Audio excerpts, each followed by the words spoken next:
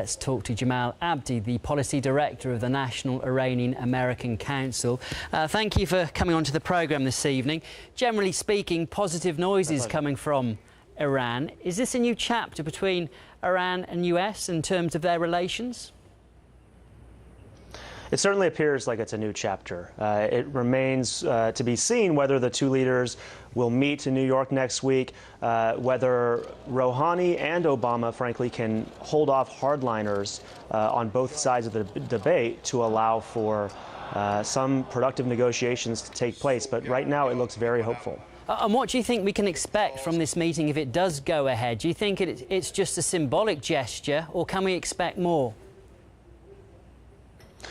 Well, at this point, there's a lot of work to be done. I mean, no U.S. president has actually sat down with an Iranian president since the 1979 revolution. So I think what we can expect from this upcoming meeting is probably some sort of symbolic handshake or signal, something along those lines. But I do think that this paves the way for a substantive meeting between both sides to actually address with these outstanding issues that are on the table, including obviously the nuclear issue, where Rouhani has expressed willingness to increase transparency and perhaps put some caps on the nuclear program.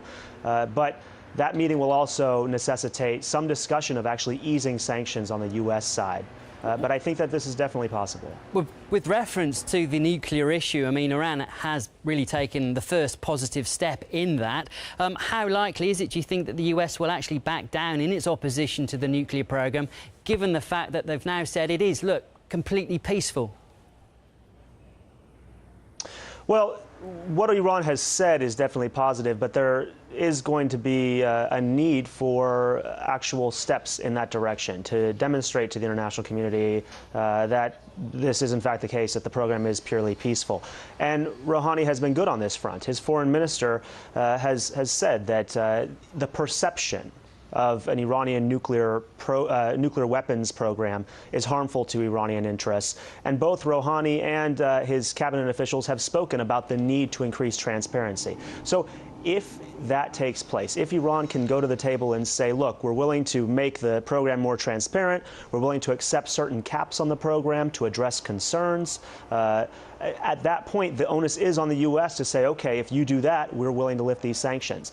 And the real test is going to be for President Obama, because he may be interested in lifting these sanctions. He may view these sanctions as a tool to be lifted once they've achieved their objective. The problem is that he's going to face a lot of political opposition here in Washington. He's going to face members of Congress who don't want to see these sanctions lifted, who are going to say, well, it's one thing for Iran to increase transparency, but we want Iran to not have a nuclear program at all. And so there's really going to be a political battle, I think, for Obama to be able to win a nuclear deal. And this is a road that's going to be very tough to toe.